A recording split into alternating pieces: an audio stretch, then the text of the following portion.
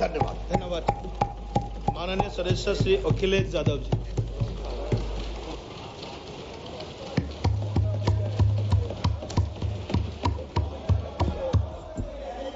Please. कोई बात नहीं।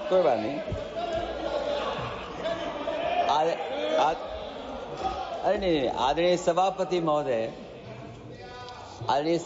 महोदय, मैं आपका बहुत धन्यवाद देना चाहता हूं कि बहुत ही महत्वपूर्ण और देश के लिए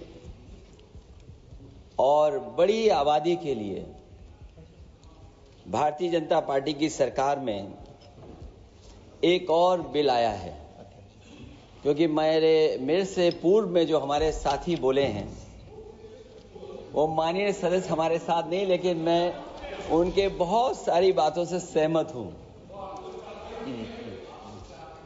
और अध्यक्ष महोदय, मैं देख रहा हूं जो एक्स कांग्रेस वाले हैं वो ज्यादा बोल रहे हैं।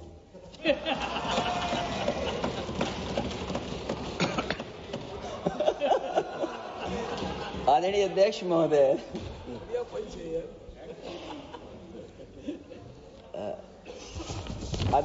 जो आज बिल पेश हुआ है, मैं हिंदी और अंग्रेजी को जो कुछ समझ सकता हूं वो यही मैं कह सकता हूं कि माननीय मंत्री जी ने ये कहा कि ये उम्मीद है। ये उम्मीद कैसे बना है, अंग्रेजी में भी मुझे समझ में नहीं आ रहा कि उम्मीद है ये, हिंदी में भी समझ में नहीं आ रहा कि ये उम्मीद है। यूनिफाइड वक्फ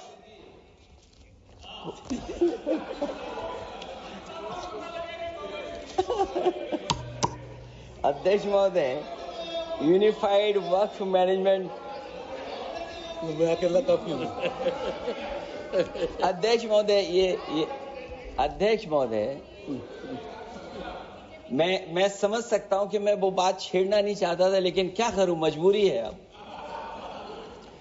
अध्यक्ष महोदय, अभी माननीय सदस्य लोग ये कह रहे हैं कि हमारे सदस्य नहीं है यहां पर जो हमारे साथी हैं, लेकिन अध्यक्ष महोदय मैं ये कहना चाहता हूं, ये जो बिल लाया जा रहा है, भारतीय जनता पार्टी में एक मुकाबला चल रहा है।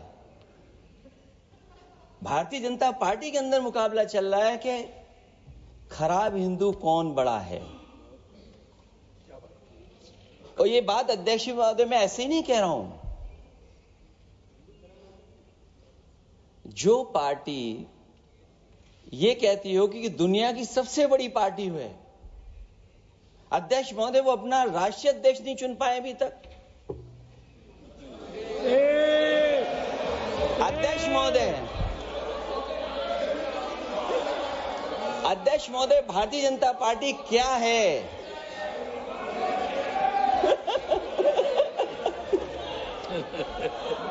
जी, मैं अखिलेश जी ने बहुत हंसते हंसते कहा है, इसको हंसते हंसते जवाब देना। इस सामने जितनी पार्टियां हैं उनका राष्ट्रीय अध्यक्ष उन 5 लोगों को ही चुनना है परिवार के। हमें माननीय अध्यक्ष जी करोड़ों सदस्यों में से 12-13 करोड़ सदस्य प्रक्रिया कर चुनना है तो देर लगती है। आपके यहां जरा भी देर नहीं लगेगी। मैं कह देता हूं अभी 25 साल तक आप अध्यक्ष हो जाओ, नहीं बदल सकता। अध्यक्ष महोदय, क्योंकि जो बात निकल के आई है वो मैं फिर आगे बढ़ा दूं। अध्यक्ष महोदय, जो बात सोशल मीडिया या और जगह गुपचुप हो रही है, कहीं ऐसा तो नहीं था कि अभी कुछ दिन पहले यात्रा जो हुई है वो कहीं 75 वर्ष की एक्सटेंशन वाली यात्रा तो नहीं थी? अध्यक्ष महोदय, ये जो इस बार जो वक्फ बिल आया है, नाकामी का पर्दा इस बार है वक्फ बिल। और नाकामी को एक आध नहीं है, मैं कई नाकामियां बता सकता हूं। अभी मैं माननीय सदस्यों को सुन रहा था, वो पुराने कई बिल उनके बारे में चर्चा कर रहे थे कि कितने प्रोग्रेसिव बिल लेकर के आए हैं। मुझे याद है मैं उत्तर प्रदेश में उस समय था और मुझे लगा कि शायद इनकी वो बात ठीक होगी। एक ये बहुत तैयारी के साथ फैसला लेकर के आए थे और फैसला ये लिया था आधी रात के आज के बाद नोट नहीं चलेंगे, नोट बंद हो जाएंगे।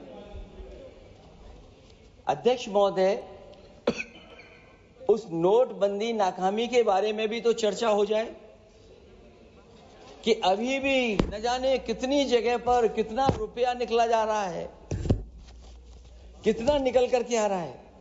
केवल नाकामी नोटबंदी की नहीं, नाकामी बेरोजगारी की भी है, नाकामी महंगाई की भी है, नाकामी किसान की आय दोगुनी नहीं कर पाए वो भी इनकी नाकामी है।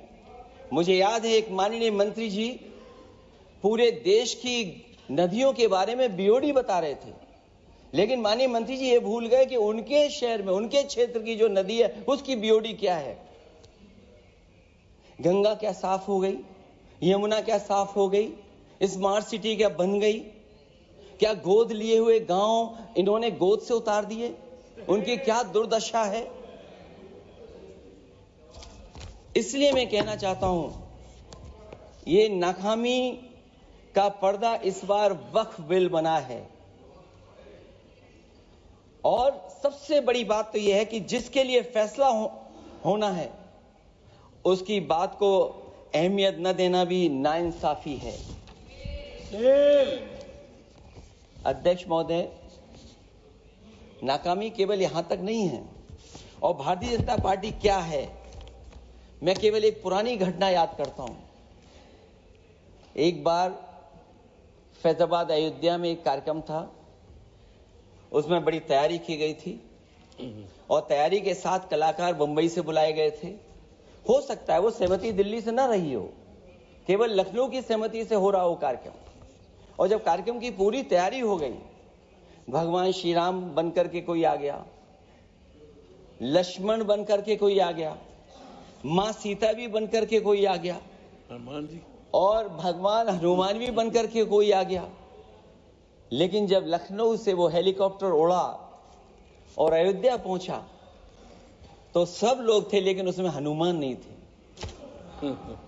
अध्यक्ष महोदय, मैं भारतीय जनता पार्टी के लोगों से कहूंगा कि जानकारी करिए कि आखिरकार भगवान श्री राम थे, लक्ष्मण थे, सीता थी, लेकिन हनुमान क्यों नहीं थे? हनुमान इसलिए नहीं थे, शायद उनकी जात या धर्म कुछ और था। अध्यक्ष महोदय, ये देश मिली जुली संस्कृति से चला है, कुछ हमने सीखा, कुछ उन्होंने सिखाया।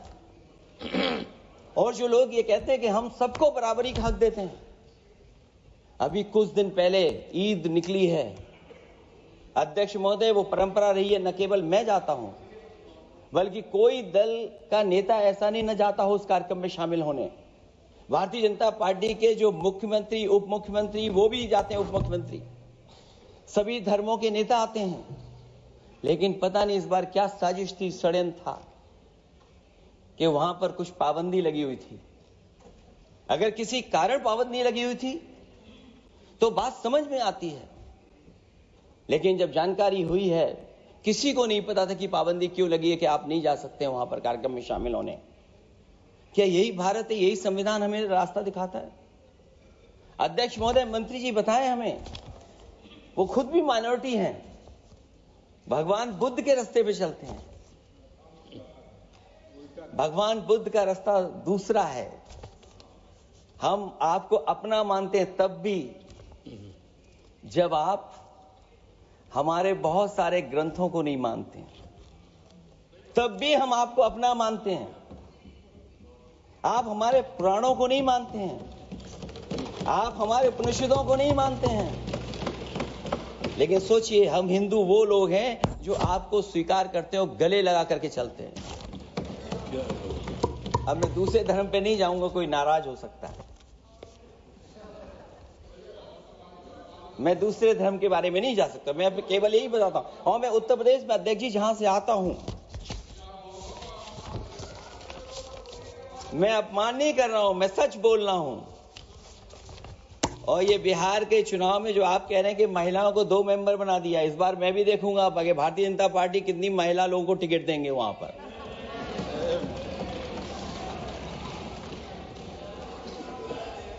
अध्यक्ष महोदय, भाजपा जब भी कोई नया बिल लाती है तो वो अपनी नाकामी छुपाती है।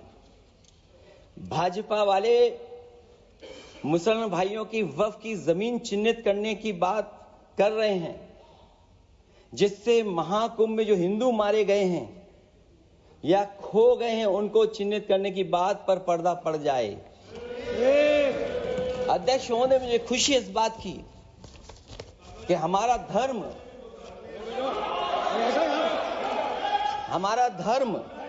अध्यक्ष महोदय नहीं कुछ कहना चाहते हैं नहीं प्लीज, उनको अलाउ नहीं किया। अध्यक्ष महोदय, कुंभ में आस्था सबकी है, कोई ऐसा नहीं जिसकी आस्था ना हो। और कुंभ कोई पहली बार नहीं हो रहा था।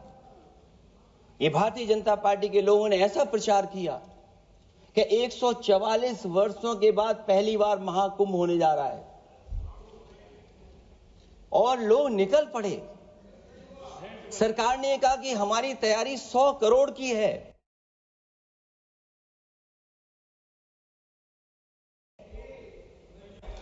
आप कहते टेक्नोलॉजी का हम इस्तेमाल करेंगे, जमीनों को हम मैपिंग कर करके डेटा एंड रिकॉर्ड ठीक करेंगे। अध्यक्ष महोदय, ये बताएं कि वो 30 लोग कौन थे, उनके नाम क्या थे जिनकी जान चली गई, न केवल जान जाने वालों की, बल्कि अध्यक्ष महोदय ये सरकार बताए कि जो लगभग 1000 हिंदू खो गए हैं, जो अभी तक नहीं मिले, जो अभी तक नहीं खोज पाए हैं, वो 1000 हिंदू की सूची कहां है? और फिर धर्म कारोबार की बात है, जो ये लोग गोली। अध्यक्ष महोदय, मैं कार सेवक वाली बात इसलिए नहीं छेड़ना चाहता हूं। अध्यक्ष महोदय, ये शायद माननीय सदस्य जानते नहीं कुछ सच्चाई नहीं जानते। अध्यक्ष महोदय, ये संविधान की वजह से, संविधान को बचाने के लिए, हिंदू एकता को बचाने के लिए कुछ फैसले लिए गए, लेकिन एफआईआर हम लोगों पे नहीं लिखी गई थी। एफआईआर उन पे लिखी गई थी जो बेचारे तैयार हो गए थे सुबह, लेकिन पता नहीं कहां से फोन आया था, कहा था कि अब तैयार तो हो गए हो लेकिन आप शिलान्यास में नहीं आ सकते। बहुत सही।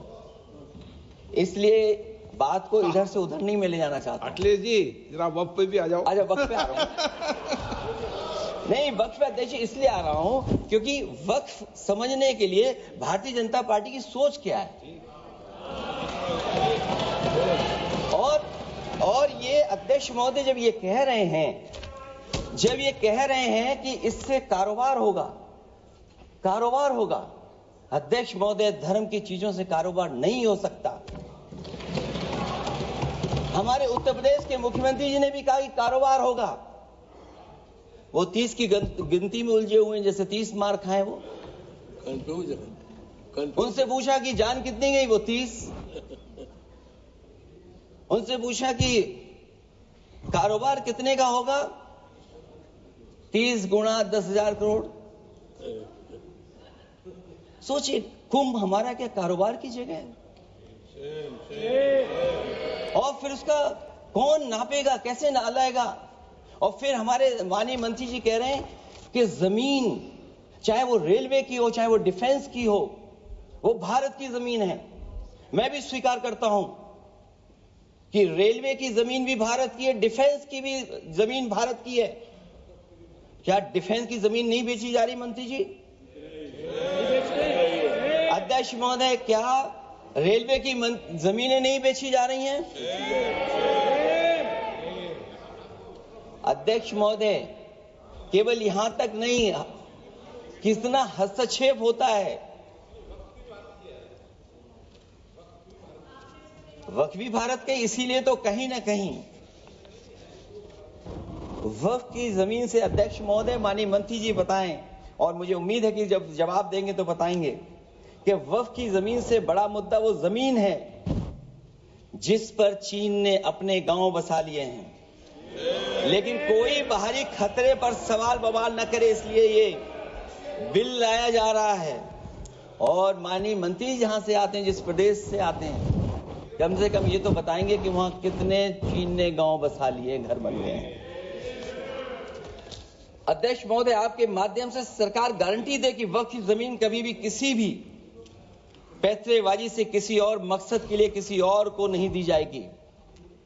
वक्फ की वर्तमान व्यवस्था में चाहे 5 साल के धर्म पालन की पाबंदी की बात हो, या कलेक्टर से सर्वेक्षण के हस्तक्षेप की बात हो, या वक्फ परिषद या बोर्ड में बाहरियों को शामिल करने की बात हो, इन सब का उद्देश्य मुस्लिम भाइयों के सार्वजनिक अधिकार को छीनकर उनके महत्व और नियंत्रण को कम करना है।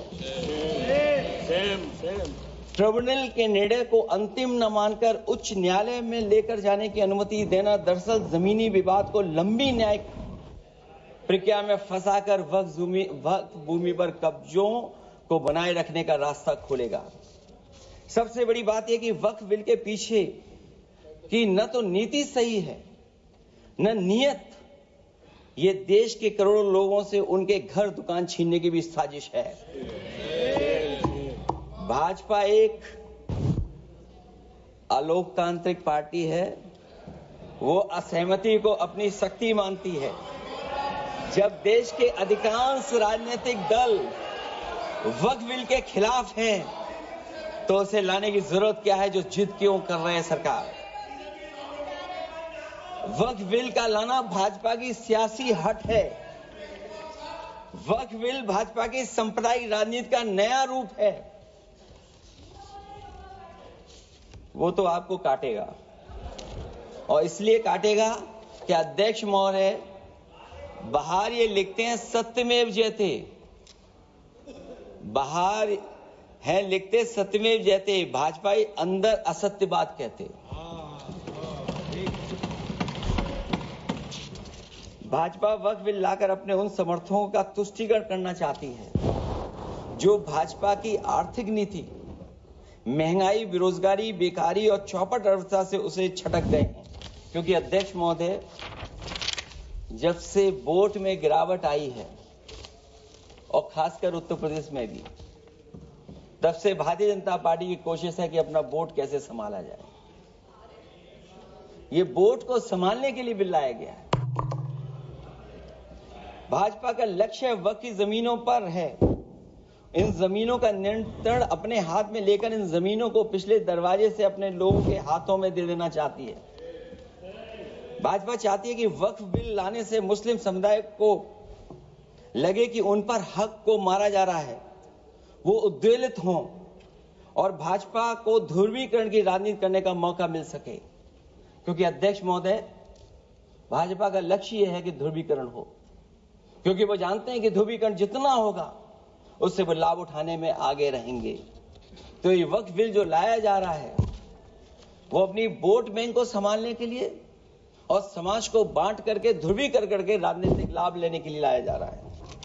और अगर इसके लिए नहीं लाया होता तो पहले से जो जितने फैसले लिए सरकार ने, क्या उससे देश और प्रदेश में कोई बड़ा बदलाव आ गया है? अगर स्मार्ट सिटी का बात करें तो कितनी स्मार्ट सिटी बन गई है आपकी? आपके नोटबंदी की वजह से न जाने कितना रुपया कहां निकल रहा है। और डर तो ये लगता है कहीं भाजपा वाले दूसरों के पैसा रख करके न पकड़वा दें। वक्फ बिल के आने से पूरी दुनिया में एक गलत संदेश भी जाएगा। इससे देश की सेकुलर इमेज को बहुत धक्का लगेगा। वक्फ बिल भाजपा की नफरत की राजनीति का एक और अध्याय है। मैं अंत में कहना चाहता हूं कि अभी तो आपने साथी संभाल लिए हैं, एक साथी तो मुझे दिखाई नहीं दे रहा है। और हमारे जिनका हमने सम्मान किया, हमें कहां ले गए आप? और हमें यहां छोड़ गए आप, हमें छोड़ गए। हमें देखिए सभापति महोदय, देखिए राजनीति क्या है। हमने आपका हाथ पकड़ा और हम यहां आ गए, और आप हमारा हाथ छुड़ा करके वहां चले गए। इसलिए देखिए कब हमारा इनका हाथ मिल जाए। और मैं अध्यक्ष सभापति महोदय ये कहना चाहता हूं कि वक्फ बिल भाजपा के लिए वाटरलू साबित होगा, क्योंकि ऊपर से तो हाँ कह रहे हैं, लेकिन अंदर ही अंदर बहुत सारे साथी सहमत नहीं है। मैं अंत में इतना ही कहना चाहता हूं कि ये वक्फ बिल जो लेकर के आए हैं, कोई उम्मीद लेकर के नहीं आ रहा है। ये सोची समझी रणनीति का हिस्सा है क्योंकि इनका जो बोर्ड बिखर गया है, ये मुस्लिम में भी बंटवारा चाहते हैं। मुस्लिम इस्लाम धर्म में कहीं बंटवारा नजर नहीं आता है, लेकिन इनकी कोशिश है कि इस बिल के माध्यम से हम मुस्लिम भाईचारा में भी बंटवारा कर दें। बंटवारा तो पीडीए करेगा। अभी देखिएगा। सभापति महोदया, हमारे एक सदस्य कह रहे थे कि चुनाव बहुत अच्छा होता है। इनसे बेहतर किसने चुनाव देखा होगा? चलिए, धन्यवाद। वोट ही नहीं डालने दिया। चलिए सभापति महोदया, मैं धन्यवाद देता हूं। मैं और अपने दल और साथियों के साथ कहता हूं कि समाजवादी पार्टी बिल का विरोध करती है। वोट पड़ेगा तो हम इसके खिलाफ वोट डालने जा रहे हैं। माननीय सदस्य श्री कल्याण बनर्जी जी। Thank you, madam. On behalf of All India Trinamool Congress, under the leadership of the Mamata Banerjee, I strongly oppose the